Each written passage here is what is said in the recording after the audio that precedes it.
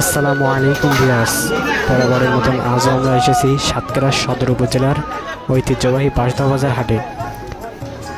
এটি এলাকার অন্যতম গুরুত্বপূর্ণ বাণিজ্য কেন্দ্র, যেখানে প্রতিদিন আশপাশের বিভিন্ন গ্রাম থেকে ক্রেতা বিক্রেতারা আসেন। এখানে প্রতিদিন নিত্য প্রয়োজনীয় সব ধরনের পণ্য পাওয়া যায়।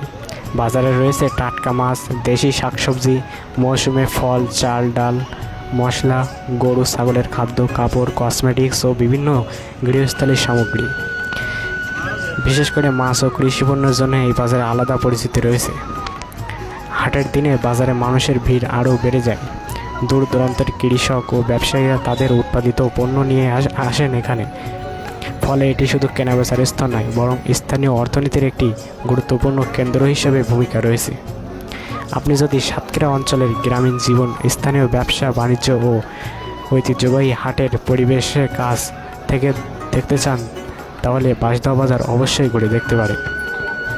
আজ রবিবার 2/8/2026 আর হাটের পরিস্থিতি আপনারা দেখতে পাচ্ছেন। তো ভিডিওটি ভালো লাগলে সবাই লাইক, কমেন্ট, শেয়ার করে যাবেন এবং ভিডিওটি বেশি বেশি শেয়ার করবেন, যাতে আরেকজন দেখতে পারে ভিডিওটি। ধন্যবাদ।